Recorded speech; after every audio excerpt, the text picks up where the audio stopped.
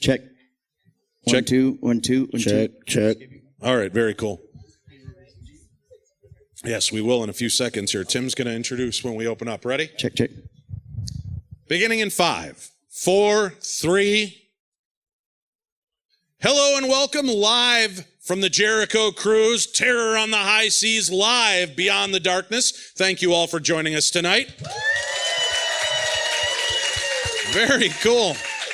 Here we are on a wrestling cruise, Tim. Yep. Rock and wrestling cruise. We're the only paranormal morons on board, or so I thought. No. And we're having a great time, meet so many amazing people. And it's been cool because we've had a chance to meet so many of the wrestlers. Yep. Who have come forward with their love of the paranormal. Oh, yes. Which I didn't know. I didn't Kenny either. Omega, Diamond Dallas Page, some guy named Chris Jericho. Yeah, no idea who he is. So it's been a lot of fun, and we've invited some of the guys that we've met throughout the cruise to come up and share some stories with us, and I'll have Tim introduce in a second. But we're having a great time on the cruise. You guys who did not attend, shame on you. For all of you brave enough to come out on the cruise, thank you very much. Give yourselves a big round of applause. Sound of applause. How many people have had their own paranormal experiences? How many people have never had a paranormal experience? How many people are drunk and have no fucking clue what they're doing here with us right now? Yes. Mario. All right. Well, at least we got that out of the way. Now I know the truth of what's really happening. Well, thank you, whether you're a believer, a skeptic, or just drunk. We appreciate you showing up tonight. Tim Dennis, also sitting here to my side. Yes. And I tasked Tim with the job of finding some of his people, some of his wrestling pro friends, to come on stage and share paranormal encounters or talk about their love of the paranormal. So, ladies and gentlemen, Tim Dennis, introduce us to your friends. Tim? My new friends, or the people I'm now stalking. That's what I like to call them. Ladies and gentlemen, to Dave's right immediately is the Beer City Bruiser. I know I talk a lot of stuff about Wisconsin, but this man is a saint. Yes. A lot of you saw him wrestle earlier and get his beer slapped out of his hand by that evil man, Silas Young. He's not that evil. He's not. I should downplay that. I'm sorry. He's not evil. He just. Well, he's from like Wisconsin. So am I. Oh, I'm sorry. Old habits die hard. I'm sorry. I'm sorry. But Beer City Bruiser, thank you for joining us. And hi, everybody. We'll be talking. Big hand for Beer City Bruiser. And the man who intern Yoko would follow to the ends of the earth just to cradle him and love him gently. This, ladies and gentlemen, is Cheeseburger. Hello, everybody. Now, Cheeseburger, I understand from talking to Bruiser that you are huge into the paranormal. Yes, I am. Yes, yeah. I am. All right. So we're going to get some stories first. Actually, let's start with Bruiser because I was shocked to find out, and I don't know why I'm so shocked, but we've been walking around the ship and we've been talking a lot through the years, and I've been talking a lot through the years with guys who work in the professional wrestling industry, and I always assumed that road stories would come from arenas. And a lot, you guys work a lot of older buildings, and whether it be from when starting out in your career from bingo halls to stadiums, you would figure a lot of those arenas would have stories. But you guys have stories from all over, from your everyday lives. Yeah, I've had experiences ever since I was a kid, in the house I grew up in and stuff like that. And then, well, now hold on a second. Don't just gloss over. Yeah, you can't do that. So you had experiences. At what age did this start up for you? God, I was about. Should I call you Beer or Bruiser? I'm not sure. You can call me Bruiser and then feed me beer. All right, I like the sound of. Yeah, I was like 13, and when I grew up, my parents always supported. I have a brother and a sister, and my parents always supported our sport habits. So they'd always make sure they went to stuff. Well, one day I had a baseball game, my brother and my sister did. So my game ended early and I went home with some friends so my parents can go to my brother and my sister. I was in the bathroom and I got done, taking a shower, getting all ready, and I was going into my room, and I was changing, and all of a sudden I heard a little girl singing, row, row, row your boat. I was like, well, that's weird. Like, I thought I was home alone. Maybe my sister got home. So just kind of blew it off and went into our little dining room, and I heard it again. It was a little girl singing, row, row, row your boat. And I could clearly hear it. It was coming from the basement. So I went in the basement, and my sister's name's Maria. And I'm like, Maria, are you here? And I didn't hear anything. So I go back upstairs, and I heard it again. I'm like, all right, my sister and I, brother-sister relationship, we play pranks and we joke on each other. And I went downstairs, and I'm looking everywhere, and there's nothing. So I go back up, and I'm deciding, you know what? If she's going to prank me, I'm going to prank her. And I went into her bedroom to, like, grab her Barbie dolls and, like, trash the place. So wait a minute. So her big prank is, roll, roll, roll, roll, and your prank is, get up your dolls, man. That's the relationship we had. You have anger issues, Bruiser. Well, then I heard it again, and then I heard the garage door close, and my sister and my mom walk in, and I walked right up to Maria. I'm like, that's not funny. She's like, what are you talking about? I'm like, you have scared me beyond all belief. I knew you were in the basement, and you're doing all this. She's like, what are you talking about? I said, you paid one of your friends to hang out in the basement and sing roll, roll, roll. She's like, I have no idea what you're talking about. And my mom goes, did you hear a little girl singing? I said, yeah. She goes, that happens all the time when I do laundry. Wait, huh? What? She goes, oh yeah, that's that's a little girl. She makes sure laundry gets done. She's a nice girl. And so ever since it, like, so then you start figuring out, how am I going to explain the Barbie incident of 1987? So ever since then, I've just been like, all right, there's got to be a reason, and you can go to the town hall and find out who grew up in the house, and I'm like, I'm going to find out what's going on. And it turns out the house, when it was first built, a little girl was there, and she passed away from cancer, but her bedroom was in the basement, and her favorite song was Row, Row, Row Your Boat. Weird. Yeah. Wow. Now, once you knew that, did you guys start addressing her? Did you treat her like one of the family? No, like we just kind of every time Mom did laundry, there's a little girl singing Row, Row, Row Your Boat. And if you were home alone, you heard it, you're just like, okay. It was fun when your friends came over and they'd hear it and they'd look at you like, what is going on? You go, oh, it's just our ghost. And then go on about your business and they'd be like, wait, what? So does that mess with a teenage boy growing through puberty and maturity and realizing that you're maybe not as alone in your bedroom as you think you are? When you're looking at that, Kelly LeBrock poster on the wall, do you start thinking, row, row, row your boat? Let's just say my wife doesn't do foreplay with row, row, row your boat. Right?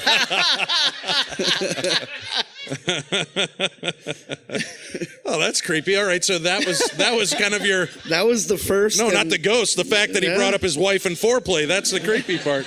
Oh, no. That was before we were married. We're married now. You know how it is. There's no foreplay. It's... Ready? Okay. And foreplay. See you tomorrow? All right, cool. So that was when you were like 13 years old. Yeah. And that just continued the whole time you guys lived there? The whole time we lived there, it continued. And then, we sold the house and all that. And it kind of just going in the back of my head. I should go back and see if it's still happening. But that's just what kind of got me into the paranormal. And I'm like, this is cool. And then I found out through all the research, the cryptozoology and the UFOs, and I had a UFO experience shortly after that, and I was like, okay, this is cool. Like, I'm a beacon for stuff to happen. All right, cool. Okay, now you're glossing again. Don't you? This is the funny thing about being in the paranormal, right? Once you start having experiences, Tim and I will be at these haunted locations all over the United States. And people come up, they're like, you've got to hear this EVP, this electronic voice phenomenon. And they're like, listen, if there's anybody here, give us a sign of your presence. Get out. And then Tim and I are like, oh, okay. And they're like, no, it said get out. Yeah, we heard it. But it spoke. Yeah. And they're like, why aren't you affected? I'm like, I need a flaming skull down the hall now. Get out is quaint, right? I mean, big deal. But it's funny how you start to get just jaded. And he's like, oh yeah, I had a ghost growing up. I saw a UFO. I had sex with a mermaid. But other than that, nothing big. So the mermaid did have a lovely singing voice. in her defense, it's fantastic. Oh man, I'm following you tomorrow during the shore excursion. Oh yeah, I'm gonna get Tim drunk. I'm gonna get Tim drunk in a tail and put him out in the hallway. All right, so you had a UFO encounter at what age? So this is shortly after that. I had a friend actually whose mother was really into the paranormal. When I told him about what happened, she right away was like, "Oh, I'm going to educate you." And her big thing was. Yeah. Does this guy know we're on the air? No, I don't think so. Hey, he Thank does. you, though. He just reminded us. What's up, man? He just reminded But I us like it. about He's like- Cinco de Nino. Yeah. Actually, when he I know handed this me is going to go downhill very quickly. Yeah. I like it though. When he comes out, cheeseburger, can I get you a drink? I don't care. Whatever you want to do with that voice, bring me whatever. All right. So your friend's into the paranormal. Friend's mom into the paranormal, and she was really into UFOs. And it was right around the time Fire in the Sky came out. And she right away was just educated. Oh, these guys were on Geraldo, the lie detector test, the whole thing. And it was like, oh man, this is so cool. And then like she heard about the ghosts and she's talking about EVPs. And like that's where I really got a lot of my knowledge of the terminology. Well, to get to his house, we had to ride through a park. And, you know, sleeping all your kids, you sleep over at each other's houses. And I like sleeping over at his house because mom, like to everybody else, was that freaky lady that lived on the edge, you know, on the corner. You know, but I liked it because she would like talk to us. Like she didn't hide the fact that, you know, ghosts are there, UFOs there, Bigfoot is out there. You know, she'd tell us about it. So I was really interested in it. It wasn't like my mom where it's like, oh, it's a little girl singing songs, no big deal, you know. So one night we were riding our bikes from my house to his house. We're going through the park and there's this bright light, and the best way to describe it's like these spotlights are in our eyes. That's what it was, but it was over like this little tree area and in the park. And hold on. Are you sure you're not drunk and just remembering the movie E.T. right now? And then all of a sudden my bike started flying. You want me to lie and say we stole a car? Yeah, that's better. Around, and there was a cop spotlight. Really. And we kind of, you know, we're both looking at it, and he's like, I don't want to go there because she had just told us the story of Fire in the Sky. And I told him, I'm like, I don't want to be, my butt is off limits. I don't want to be probed. I don't care how cool of a story it is. Like, because that's all I thought in my head was like, oh, this guy was probed. Like, I don't want to be probed. Like, speaking of probes, drinks are here. That's right. She's a booger. Something. Can I just? Wow, nice. Can I point out real quick that Cheeseburger drinks harder shit than any Briscoes ever drink in their lives? Take that, Jay Briscoe. For those of you listening at home, I don't know what he's talking about either. All right. So yeah. So she's cool, totally biking. You see lights. Yep. And so we take the long way to his house. And all night we're talking about, like, this was so cool. So we just said, hey, we're going to go back the next day just to check it out. And when we got there, the tree that it was over was burnt, like completely burnt. And it was in a perfect circle. But you couldn't smell the burnt air. You know what I mean? Right. It was just, it was a circle about as big as the circle in front of us with the tree right in the middle. And like, we're looking at it. So we got his mom and we're like, oh, this is what happened. We brought her and she took soil samples or something. Like she was an accountant. I don't know why she's taking soil samples, but like, we're thinking it's cool. Like, all right, cool. Yeah. Your mom mom's she was working with like the NSA or CIA, yeah, we're like, and accountant was just the cover title she used. Probably what it was. But yeah, she did that, and like it was just really cool because like I can't say what it was a UFO as far as I'm concerned because I couldn't tell you exactly what it was. You know, all our friends just said it was just a bunch of kids in the park being kids and burning stuff. I'm like, yeah, but that was a perfect circle, like. You know, you would smell burnt. I've been around burning piles of ash or leaves and stuff like that growing up in Wisconsin. We'll talk about that later. You know, so it was like, I believe it was a UFO experience. Now, Cheeseburger. Or should I refer to you as Mr. Cheese or Mr. Burger? You tell me. Cheeseburger, now you said that you're into the paranormal, but when I asked if people have not had an experience and you raised your hand for that. Yes, so that's you've correct. not had an experience, but this stuff still fascinates you. Yeah, I'm more into like aliens and cryptozoology more so than ghosts and like things like that. Like like UFOs and like aliens, that stuff fascinates me. And you've known Bruiser for a long time. Oh yeah, a long time. But didn't know that he was into the paranormal. I had no idea he was. So as he between said, you and me, do you believe him, or is it just one too many steel chairs to the head? I had no idea he was a beacon for the paranormal, as he called it. So it might be something to do with him, man. So now you liked aliens and cryptids. Yes. What about that aspect drew your attention? I think that I first got into it being from New Jersey. I heard the Jersey Devil when I was like a kid. And I always whenever I would be driving with my mom, like we pass by some woods or something like that, I'd be looking like, all right, is the Jersey Devil, like, see if he's like, I can see him pop out maybe, like, see, I'm looking for a little red figure like in the woods as we're driving down the highway.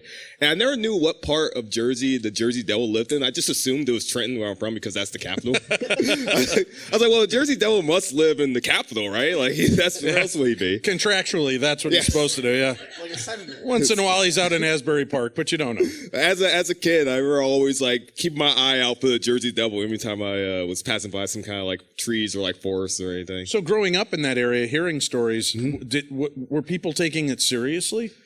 Few people. Yeah? There's a couple of friends of mine. They like went looking for him one time. Like they like being, like kids where I grew up we like to act tough, even though we weren't very tough. We were all like, 10, 11 years old, thought we were like the hardest dudes like in the world. Sure. And a group of them were like, all right, hey, we're going to go look for the Jersey Devil. I was like, all right, you guys find it. What are you going to do? They're like, we're going to beat him up. I'm like, We're going to beat him up. I'm going to take his lunch money. Or Jersey Devil's just skipping on the way to school and getting mugged in Jersey. I'll stay at home for this. Just let me know what you guys find. I'll chill out See, for this one. I love that that's your question, because we've had crypto guys on our show, finding Bigfoot and all this. I go, so what is the deal when you find it? Like when you round the corner and he's there and he's like, what do you do next? You throw a net on him? Do you trip him? Do you suplex him? What do you do? I don't even think they had any weapons. I think they were just gonna go find them and try and fight him. I don't know what their backup Try plan to was. fight him. I don't know what their backup That is plan some was. pretty good street cred, though, isn't it, Cheeseburger? Yeah, if you were the Hey, we dudes kicked that- the shit out of the Jersey Devil, all right? Forget about it.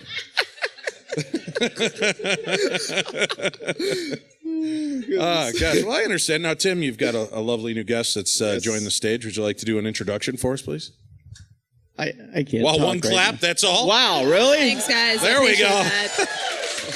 We have a new You guest. don't have to fake it. It's all right. No, I'm kidding. Thank you. I appreciate it. Ladies and gentlemen from Women of Honor, it's Mandy Lyon. Woo! Hello. And makes me look 500% better. Telling you, I'm almost embarrassed to speak. Talk So about. Mandy, as we were talking to Bruiser and Cheeseburger, I was saying that a lot of times my impression has been from talking to a lot of the workers on the road, you would think you would have experiences in a lot of the different buildings you worked throughout your career, whether it be from bingo halls to stadiums, because of the different activity that have been there, people who have passed through and whatnot. But I find out as I talk to different workers that it starts a lot of times from childhood, and performers have that energy, and it kind of attracts spirits. So I'm curious as to whether you've had a paranormal experience, what type of paranormal experiences you've had, and your paranormal history, so to speak. Wow. Okay. Well, this cuts a little deep for me. Yeah. So you mentioned wrestling and being on the road and traveling, and if we experience things wherever we work and go and wrestle and things like that. I personally, I'm a very spiritual person, like very, and I know people are gonna think this is weird and look at me like I'm crazy, but yeah, Burger, shut up. So, but like since I was little, like I pick up on people's vibes instantly. I can read you instantly. It's like weird voodoo, if that's what you want to call it. That's cool. My family's Cuban and Puerto Rican and a bunch of other things, but my Cuban side of my family practiced Santeria, and which is basically witchcraft for all of you who don't know that. So I pick up on that stuff well, but when I'm on the road, I don't ever. For me, I think I go in, do my job, do what I'm supposed to do, and I kind of block all that out. And if I feel creepers, like I get the creepers, but you know what I mean? Like I don't see a ghost in the locker room, and I'm like, oh, something's happening. You know what I mean? I'm like, oh my God, I think there's a spirit here. Too bad you have a reality show like that. That's right. I know. Yeah. But if I had a Ouija board with me, we can manifest some maybe backstage. But no, I think we're all just so busy that there's not time to kind of soak that in. And if we did hear something strange, we would probably think it's like Mark Briscoe screaming in the back locker room. Like, you know what I mean? Like if there was a ghost, it's probably just Mark screaming like some crazy stuff in the bag. So we wouldn't even really know. But yeah, like you were saying, childhood, it did start for me when I was a child. Again, it's just in my family with the weird Santeria stuff. I was going to ask you, growing up around Santeria now, did you adopt the Santeria lifestyle growing up or going forward into your teenage years, or is it something you chose to move away from? It's weird. My grandfather was very into it, like heavy into it. He did the card reading and weird stuff. But I never got my hands on it to a point where it was like, okay, I'm committed to doing this and I'm a witch and I can do all these crazy things and I'm going to put a spell on you. And, so I was never like that. It's kind of like if I would go to my grandparents' house, they would read me my cards and tell me things, or if they had a bad feeling, or they would do like sauna down my back if they felt bad vibes. And that sounds so creepy, right? But, for me, I never practiced it. I have like my little things that my mom has always told me if I sense bad spirits or evil vibes from people, to kind of say like, mera to soho, which means like, like whatever you wish goes back to you and things like that. But as far as getting heavy into it, no. I can read cards, but I don't practice it. I think that'd probably scare all of you. Would that scare you guys? No? No? No, you're amongst a paranormal audience. I'm going to turn into shock anybody. What's her name from the Staten Island medium? What's her name? Yes. Therese? Yeah. I'll turn into that real here and tell you guys your backstories now. But yeah, like we were saying, no, I've never really. I went through phases where I've tried it, but I've never like fully committed to it to where it was just in me 100%. Do you feel like that Santeria background might have heightened your spirituality to a point where maybe you attracted paranormal activity to you? Maybe, yeah. It's funny because like my mother and my grandmother were the positive, I guess, in weird lingo with the white witches. They would do good stuff, whereas my grandfather would practice like the dark, scary stuff. So I always go back to a story when unfortunately he was on his deathbed, and he would just see things like he was going crazy. He was about to pass away, and he would just look around the room and he would just get scared, and he doesn't get scared, and he would just keep saying like he just sees lights and these evil spirits and different people in the room, and like I guess he was just seeing people who died in that room before him or something, but he's never been scared of death, and he was just terrified. But do you think that because he worked in the dark realm, that maybe because of all that work, that at that moment, then that's what he was seeing? I think so. Is it was reflections of the beings he had called upon all those years? Maybe. I don't know. But all I know is that just when you looked at him, he definitely saw things and was freaked out. And he always said when my sister was in the room that he saw a woman behind her, and it brought him a sense of peace, that was something that was a positive moment, because in a way he felt like his powers were being passed down to her because she lived with them for so long. But I know that sounds so crazy, guys. Not at all. No. You're amongst friends. But, we're on the Terror in the High Seas. We have to take a quick break. We'll be right back here live on the Jericho Cruise. Yeah. And we're back. Isn't that amazing? The magic of radio. Welcome back. This is Beyond the Darkness, live on the Jericho Cruise, Terror on the High Seas. We've got a lot of great guests up here as we're talking about the supernatural. And you were talking, Tim, you had introduced that a lot of these people you thought would have had experiences at bigger venues, and now we're finding that some of them have had them at throughout their entire life. And we'll bounce back and then make our way across. But Bruiser, have you doing the work that you do in wrestling and going all over, have you found yourself in any locations or hotels while you're out touring and doing this where you've run into the paranormal yourself? Actually, yeah. There's a venue in Milwaukee called The Rave. It's a music venue normally. Hey, know The Rave, huh? All right, cool. Well, two people clapping, that one goes, it sucks! Just because they threw your drunk ass out doesn't mean it sucks. Thank you. Yeah, it's the Rave Eagles. Is Eagles Ballroom better? Whoever said it sucks. Yeah, which is right above the Rave. It's the same building. You just walk up a flight of stairs and you're in the Eagles Ballroom. But anyways, I digress. Okay, so the Rave, for anybody that knows, if you perform in the building, you get to go into the underbelly of it, if you will. And they have I don't know if anybody you guys from Wisconsin know about the hidden pool.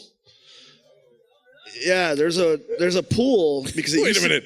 You start off with a paranormal story and then the hidden pool. Oh yeah, this It's way, not really scary. it used to be a hotel back in the day. Okay. So they closed it down, they reformed it, now it's a music venue. And the thing is, when you perform in the building, you go down to the pool and you sign your name. So like you go in there and there's names from everybody that's ever been at the rave. And I got to sign my name, which was really cool. And then the guy who let us in there goes, "Oh yeah, this is haunted too." And we're like, "Oh really?" And he started explaining stuff. And we actually did an EVP session down there because we asked us, it was after the wrestling show was all done, and it was literally just a guy and about 3 of us. And we did an EVP session. And, we're sitting there for about an hour and a half and doing the recorders and all that. And then we decided to play it back. And when we're there, it was really weird because like you'd ask questions like, "Oh, what was this? What was this?" And one of the questions was, "Did you pass away in the hotel?" And the response we got was, "My hotel." Okay.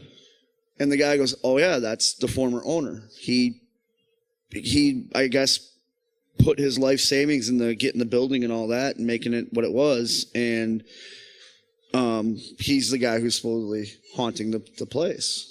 So if you're ever at the rave and you get a creepy feeling, they told us, yeah, that's probably something going on because you can't really experience it up where the music part is because it's so much commotion and everything like that. But if you ever get a chance to go into the underbelly, and especially where the pool is, there's a lot of stuff that happens in there. We only had the one EVP, but I guess there's a lot of stuff that happens in that building. So it was really cool to go down there and part of Milwaukee history and go and find the secret pool and actually get an EVP out of it, instead of just being people that sat there in an empty pool with a bunch of signatures around us. Sounds like the lamest Hardy Boy book ever, right? The Hardy Boys in the secret pool. That sounds very familiar to one of our iconic spots, First Avenue in Minneapolis. Yep. I've wrestled there too. Thank you. Yeah, all one of you. It is, of course, Prince made it famous in Purple Rain, and everybody that's anybody has been there. They have all kinds of crazy activity that take place. As a matter of fact, while DJs are up there, they've had their headphones on, and they'll be mixing and doing stuff, and they hear come over their headphones, and they're like, they've taken off their headphones. Like, what the hell was that? Yeah. So they've heard moans, growls. Employees at the end of the night have followed people into the, woman into the bathroom, and they go in and there's nobody there, or they've gone in and there's somebody hanging from one of the stalls that vanishes in front of them.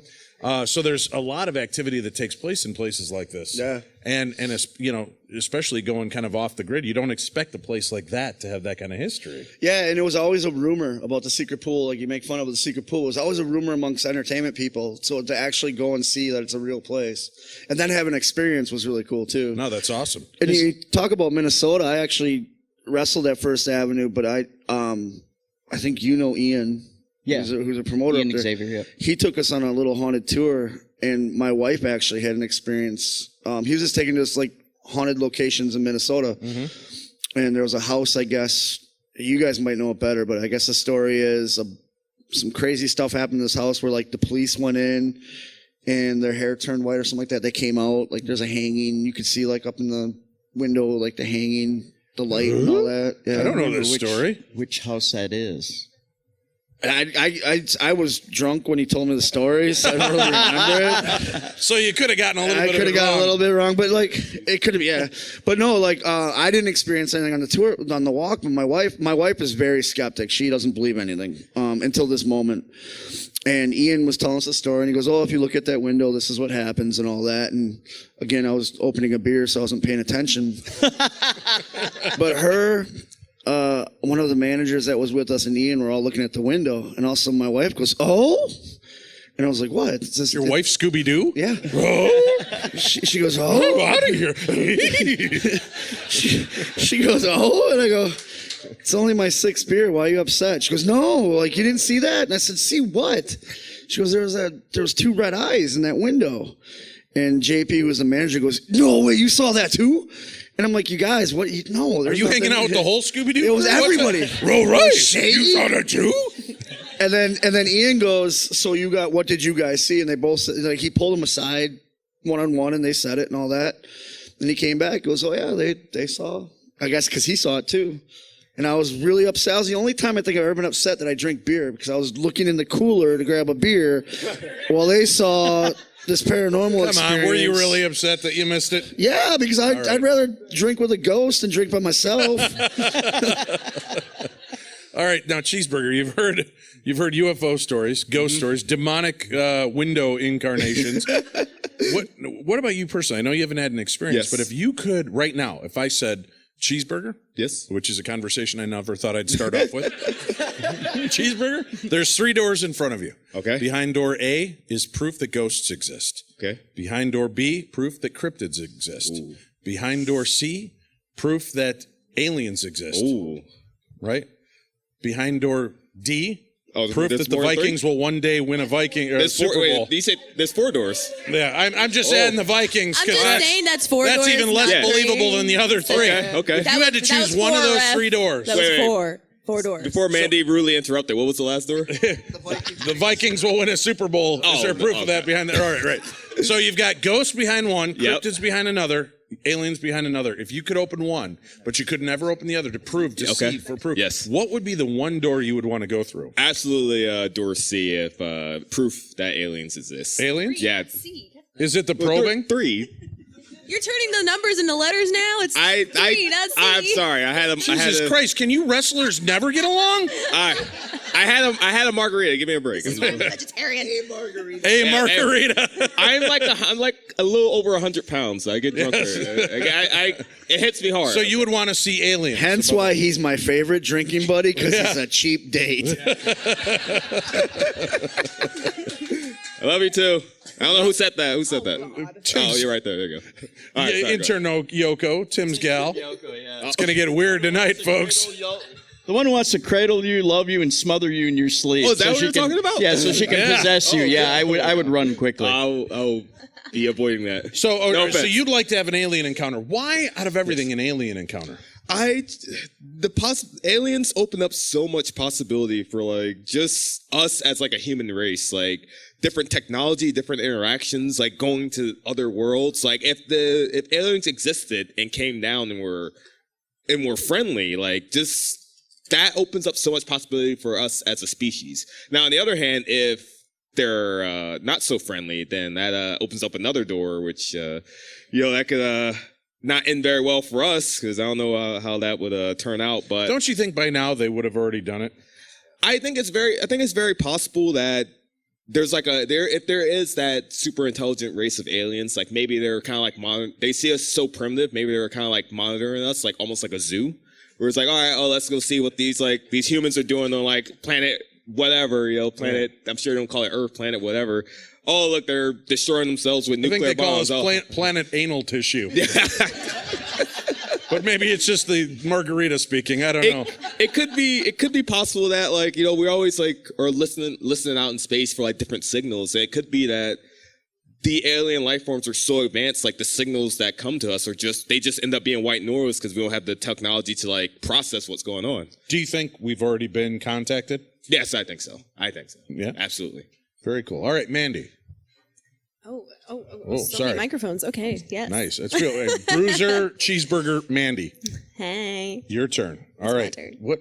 Tell me about what's the freakiest thing you've ever seen, paranormal wise? Ever seen? Yeah, or experienced. Paranormal. I've seen a lot of scary Only things in paranormal wrestling wise. as far as people go.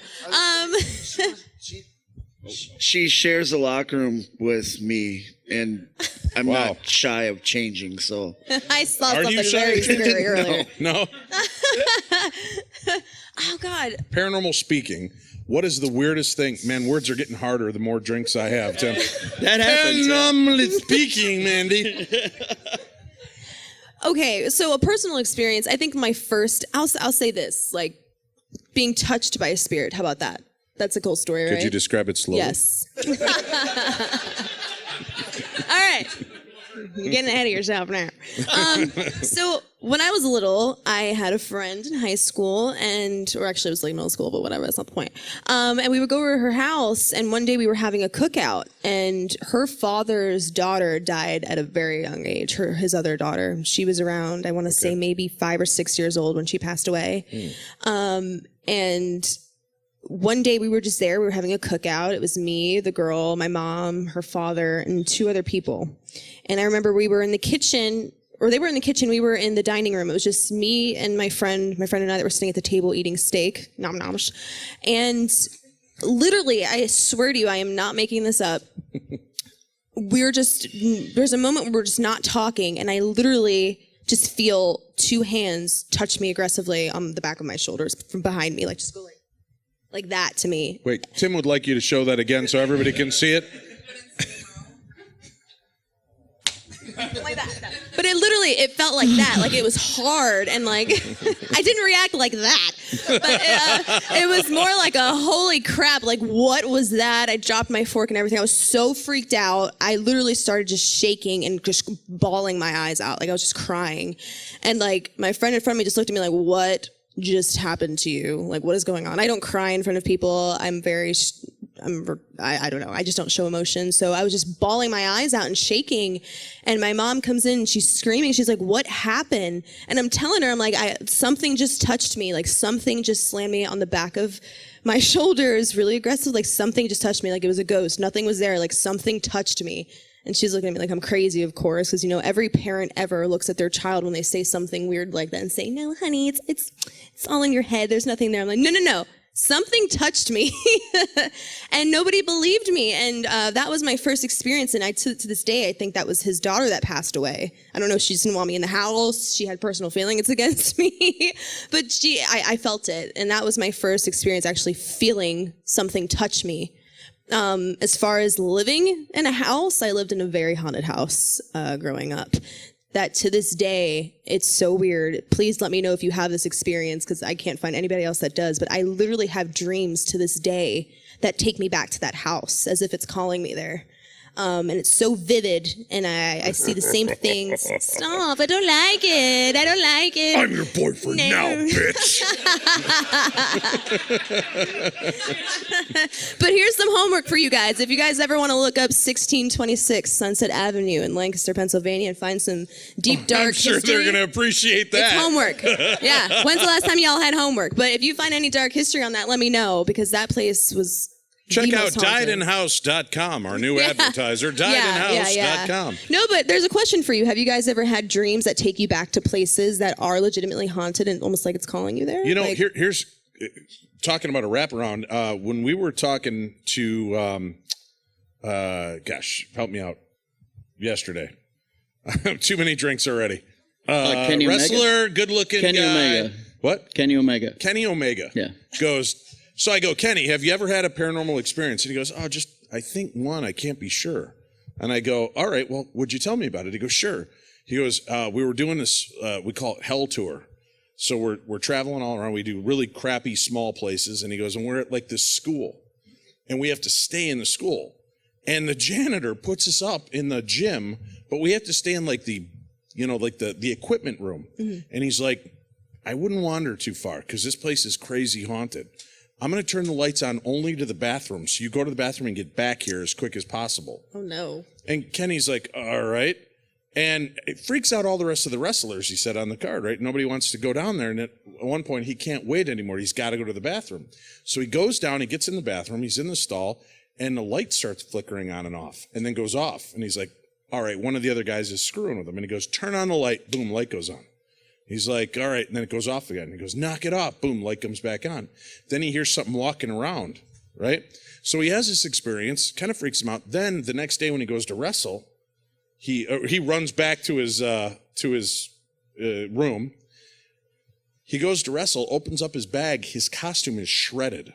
What? Like Freddy Krueger tore it apart, right? Wow. And he's such a nice guy, right? Kenny Omega's like, yeah, my costume's shredded. And I'm like, hey, now I have nothing to wear tomorrow, right? That's his main concern. He's just like, geez. And he goes, so it shreds up the costume. And then he goes, then my life just goes to hell. Every bad thing that could possibly happen. I'm getting injuries. Things are going bad in my life. And then he had a dream that took him back to that school like months later. Yeah. And he faced this childlike demon ghost. And he ends up squaring off. And his words to me is, he's like, he goes, dude, I cried like a bitch. And I'm like, really? And he goes, yeah. And he goes, and I just like, I don't know what I did to offend you. I'm sorry. I'm not here to cause any problems. Please just let me go. And he kind of smiled at him and vanished. And then his life turned completely around. But there was a moment where he dreamt himself back to that school, faced what was bothering him. And at that point forward, there was no more trouble. Yeah. And so in that case, but I've, we've seen haunted locations all over, but I'm very cautious when we go in because I have kids. I have a lot of kids. So I got to make sure. Shut up, Jim. He has half an orphanage full of kids. So we got 11 kids. I got to make sure I don't bring stuff You back. have 11 kids? 11 kids. I know it's hard to tell with this figure. I've had 11 children, but it's true, Cheeseburger. And he's delivered every single one himself. Yeah. I've got 11. Which child is your favorite? All of them. You, Jen. You. The only one that came to see my show. I got to say that. Unless Cliff, are you here? All right, it's you, Jen. Definitely you. So if you're one of his kids, raise your hand. Right there. So look at all of the back row, which is creepy because only 2 of them are here. But so I'm very cautious with what I do to make sure we don't bring them home. But from time to time, things have slipped through, right? Like I'd come back from a Queen Mary event. And I've got my daughter, and she's standing up on the bathroom sink, and she's brushing her teeth. And she goes, "Look, Daddy." And I go, "What?" And she goes, "The ghost in my room." And she's pointing into the mirror's reflection. And I look, and I don't see anything. I'm like, okay. And then my son Linus, who looks like Opie from Andy Griffith's show, little red hair, freckles, cute kid, right? I'm sleeping downstairs. When I fell asleep on the couch, my now ex-wife brings him downstairs, and she goes, "Wake up."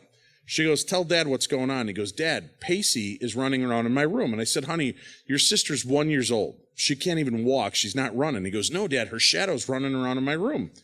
I go, "You're just dreaming." Because again, let's ignore exactly what the children say, because we know from every horror movie, they never know what they're talking about, right? And then she goes, "That's not the worst." She goes, "Tell him the other part." And he goes, "Oh yeah, Daddy, there's the little boy on my top bunk." And I go, "That's your brother Nathan." He goes, "No, Daddy, Nathan's sleeping. This little boy is sitting on the edge of the stairs, and he looks like this, Dad." Oh, no. And he dips his head and gives me like the Damien Omen look, right? And I'm like, "Oh." So I pucker a little bit. And my ex-wife goes, "You deal with this. I'm going back to bed." She goes back up. And now I've got to realize, right? My kid is upstairs in a room, sleeping on a bed, next to a ghost on the stairs staring at my other kid. So I did what every parent would do. I just told my son Linus, "Shh, just lay down here with Daddy. We'll be okay." And then I go, "I can't do this. I got to go check." So I start stomping. I'm in my boxer shorts and t-shirt. And I'm stomping up the stairs. "There better not be a goddamn ghost in this house. I will throw it out by the scruff of its goddamn neck." And I'm starting the whole line. I'm turning on lights in every room as we get up there. And the whole time inside, I'm Barney Fifing it, right? I'm like, "Oh, please don't let there be a ghost in this house. Oh, God, don't let there be." Because if I flip on the light and there's like staring at me from the top bunk, I'm shitting my pants and my life as a dad is over. And I walk up, there's nothing there. I bring my son down. Everything's fine. But so I've been very protective with the way I try to treat dealing with the paranormal so that I don't bring things home. Do you notice that kids, like, because you have young kids, are connected more to the paranormal world? Yeah, kids, I think, because again, they just got that purity. There's nobody telling them you don't see this. There's nobody telling them it doesn't exist. Because my cousin-in-law, I guess, she has young kids. Right. And my wife's grandmother passed away even before I met, like 20 years ago or 10 years ago, whatever it was. And the little girl, who's only like 5, was playing in her room. And her mom walks in and goes, "Who are you talking to?" She goes, "Oh, it's my new friend, Isabel." She goes, what was the name? And that was their grandmother name. Goes, "Oh, it's Isabel. Like, we're playing." And she's like, "Okay, well, maybe it's just an imaginary friend. Kids have that." And this goes on for about a week. And then one day they're going through pictures because the grandfather passed away and they're trying to put pictures up for the funeral. She goes, "Oh, Mommy, where'd you get a picture of Isabel?" And there's a picture of their grandmother sitting right there. And she immediately calls me because she says, "Do I need to be worried?" I'm like, "No, that's just your grandmother reaching out to let her know, hey, everything's okay. Like, don't worry about it." Yeah. Very cool. With that, we have to take a quick break. Stay tuned. More live from the Jericho Cruise. Terror on the High Seas.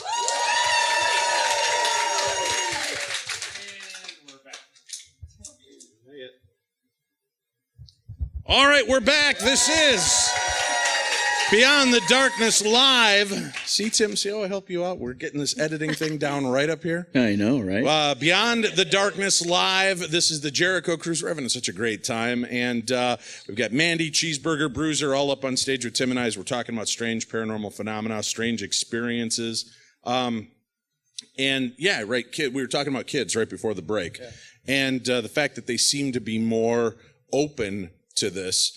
And you know, I guess I've always kind of kept, I don't play it down for my kids. You know, I don't dumb it down. If they want to talk to me about it, that's great, but I don't play it up either. Mandy, you were talking, interestingly enough, about the fact that it was just kind of open in your family about Santeria and about the paranormal.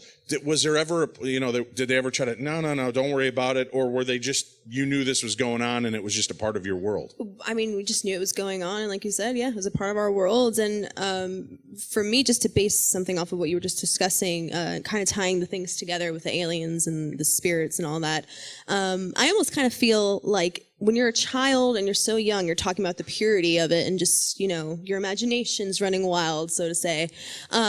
I almost feel like as we get older, I mean, this is just a known fact, whatever you believe is what you believe, but as we get older, there's so many things that block out that third eye, so to say, to that open world. And I almost feel we do have that connection to aliens because I think they kind of help us to see those things. And as we get older, like you said, we're told, no, this isn't real. Like that stuff's so silly. And, you know, you hear about all these you know, all the government stuff that's going on that's hiding these secrets from us with aliens and ghosts and these things that we're just not supposed to know about. But I kind of relate it to The Sims. I see us as The Sims in a way.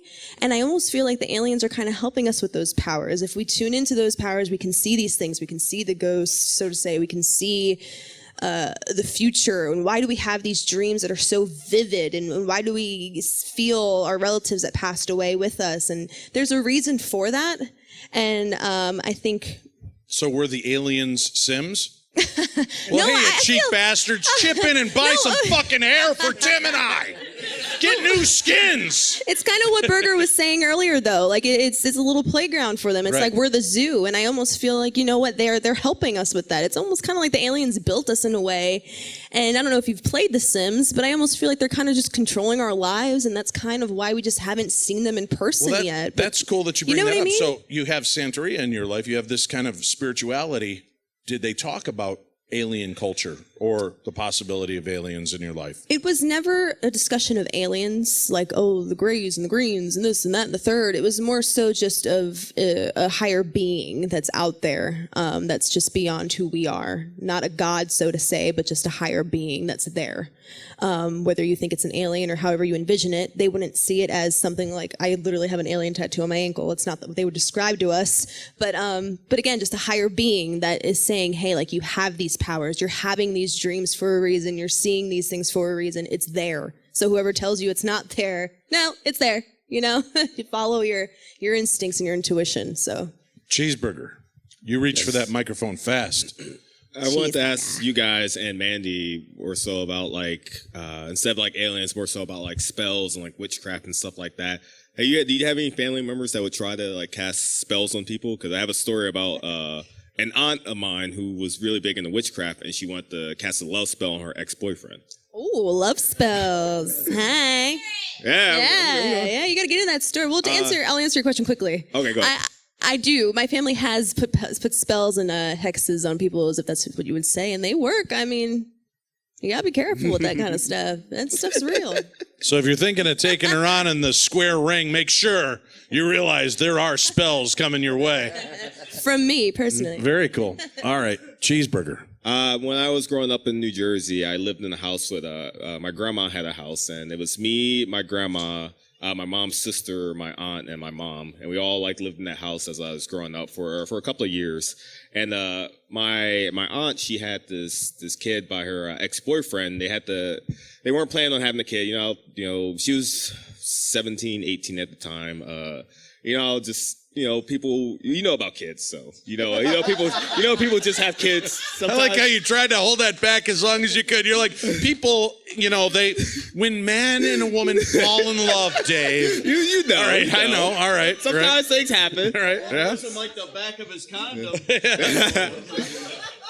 So they had my aunt's first kid, and then Okay. they ended up breaking up. I believe like her ex-boyfriend, whose name was Chaz, and I'm not making this up. They called him. He like was a guy like that kind of grew up in the neighborhood, and everyone called him Cheese, even though his name was Chaz. I'm not making this up. His nickname on the streets was Cheese. Like his name is Chaz. Yeah, essentially, I guess. So like they after the kid happened, they broke up, and you know she was like really heartbroken about it. So I remember one day she's asked me, my grandma had this like big tree in their backyard, and she's like, "Hey, my real name, can you go get me a branch off this tree?" His real name, which of course is gluten-free Cheeseburger. Yes. But is not good on a wrestling marquee. She's like, "Hey, I want you to climb this tree and grab me a branch from this tree." I'm like, "I'm not climbing this tree for you." She's like, "No, it's really important. Please, like, climb up this tree and just grab me like a branch." I'm like, "All right, God damn it. Okay, fine." So I grabbed this branch. I'm like, "What do you need this branch for?" She wouldn't tell me. So I was like, "All right." So then a week later, she's like, they hadn't been together for like a few months at this point. And then like a week later, she's like, "Hey, me and Cheese are going on this date," or fuck Chaz, whatever. Like, "Hey, we're going on this date."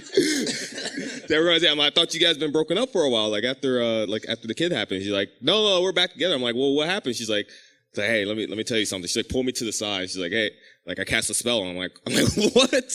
That was my exact. I'm like, "Wait, what?" She's like, "Yeah, like I cast this love spell on him." I'm like, "And it worked?" She's like, "Yeah, it worked. Like we're back together. We're going on a date again. You know, we're getting back together." I'm like, "All right." And it didn't. The spell didn't seem to last very long because they were broken up like about 2 weeks later. So I guess that one wasn't. I guess that one wasn't powerful enough. So she looked for another one that was more powerful, and they did end up back together eventually. So I don't know how many spells it took. So Yoko, tomorrow I'll climb a tree and break a switch off for you so you can hit Cheeseburger with the love spell and get him on your side before the end of the trip. That's pretty. So now she lays on you that she did some kind of magic spell. Yeah. That's like a paradigm shifter, right? I mean, all of a sudden, magic works. Apparently, like Not that. well, apparently, but it worked. It worked for about like a week, 2 weeks, I guess, until I don't know if he like cheated on her again or if they just broke it off. But I mean, it worked for some time before they broke up again. And I guess she found a more powerful one, and or just kept trying them until they eventually worked. They're not together as of right now, though, so I guess it didn't work very well. Well, get up the damn tree and grab her another branch, Cheese. Can we get a magic critique from Mandy as to whether Yeah. The first one needed a tree branch. She didn't ask me after that, so I don't know if the other ones are called. All right. I don't know what else was involved with that. I've never heard of someone having to climb a tree to get a tree branch for a love spell. The branch was like it wasn't like a high. Don't think I'm a daredevil. It was a very high climb. I just had to. I just had to go up a little bit just to grab like a twig off. Burger's of it. just like. Well, no wonder it only shaking like a lasted little a kitten. week. Next time you tell, Bastard, her failed relationship is all on your shoulders, Cheese. you should have went to the redwoods and climbed all the way up. So the next time you tell this story, say you went there, you climbed all the way up, 16 stories to grab the largest branch you can find and carry it down. It'll make you look better, all right? Thank you, That's Bruiser. fantastic.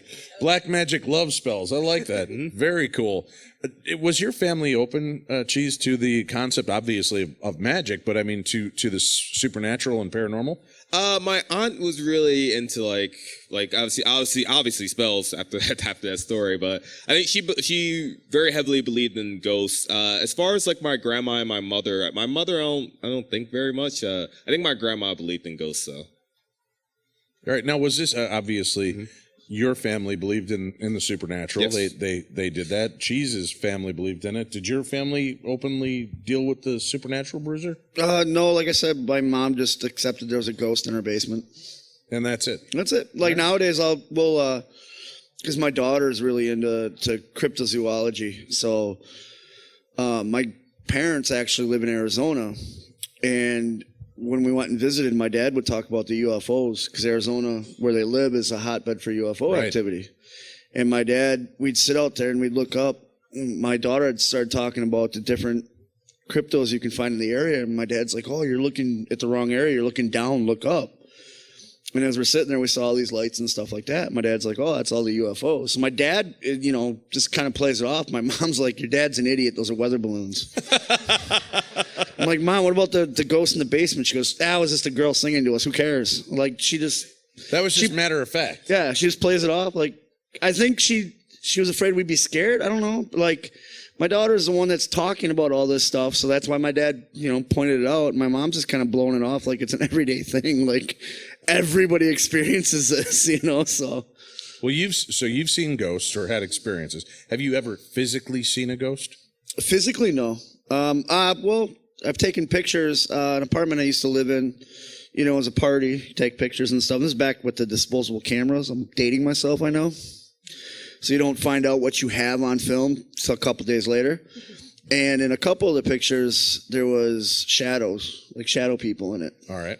I've had that. I've also had, going back to my parents living in Arizona, we were doing like a family Christmas photo. And my brother at the time was having a really hard time with drugs and alcohol. And he was trying to get sober and all this stuff. And every time they took the picture, there'd be a glowing spot over his head.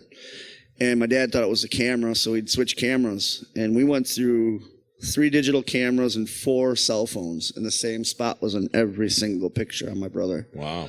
And a couple weeks later, he, finally's been clean and sober, and now it's a few years now. He's clean, sober, owns his own job and all that. So, like, we kind of relate back that was somebody. Thank you. He'll appreciate that. But he always says that was somebody probably looking out for him just to, he was in a dark time and he needed light, and that's what it was. Now, we started with being on the road. Have you ever had an experience on the road besides the swimming pool of destiny? Did you ever go anywhere where you had an experience that kind of really unnerved you? Yeah, actually, when we were in Baltimore, these last TV tapings. So we're in Baltimore, and we always get put in decent hotels and stuff, and I room with Silas. And sorry. Yeah. We were sleeping, and all of a sudden, we both wake up, and we hear, like, stomping. It sounded like someone was running up above us, and it went on all night long. And it varied from up above us to people out in front of us and stuff like that. And so we went up to the front desk next day to catch a shuttle to go to the airport and stuff. And we complained to the lady, because Silas likes to complain. The lady goes, "Were you in this room?" We're like, "Yeah." She goes, "Oh, don't worry about it." And I'm like, whoa. What do you mean, don't worry about it? Like, if there's people, like, we're going to tell our boss about this and stuff. She goes, no. We get that complaint all the time. The room above you was actually vacant last night. All right. So that was unnerving. So that kind of bugged me. And Silas, who had never had an experience at that point, kind of goes, well, does that mean, is this going to follow us home? Like, he was really worried about it. And I had to kind of talk him down. Like, it's not demonic. It's not... you're going to be okay, Silas. You're a real man. You're not a little wooden puppet. Nope. It's okay. Ghosts won't hurt you. Mandy, how about you on the road? Have you ever really encountered something unnerving, spooky, scary?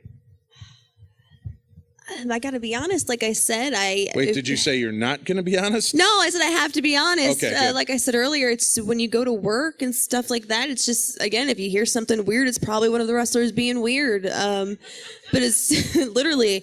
But as far as being in creepy hotels and stuff, I've heard things, but I've never taken it so serious, because again, you're just, for me, when I'm on the road, I'm just so focused on getting things done and just getting to the next show, getting to the next place, getting my sleep if I can. But even in those hotels and places not really, you put up, no, nothing I can't weird. really name a place that I've felt something weird.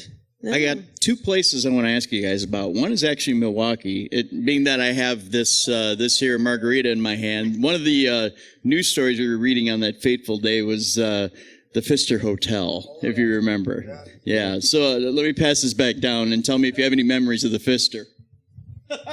Which sounds like the worst wrestler name ever. I know, it sounded terrible. Ladies and gentlemen, welcome to the Ring of Honor, the Pfister. Great gimmick, by the way. I've never been, like, actually, I've seen the Pfister. I've never been there, but there's a manager that I know, and I kind of trained in wrestling and stuff, and he actually stayed there. And he's kind of a dick, because one of his ex-girlfriends, he heard, and this is true, if you want to have sex with a lady, take her to a horror movie, because they get scared and cuddle up next to you. So he took it one step further. He took her to a haunted hotel. thinking this would work, because the Pfister's known as being haunted. Yep. And I guess while they were there, so he's telling me this plan. He's like, "Oh, I'm gonna take her to the Fister. We're gonna go to this room.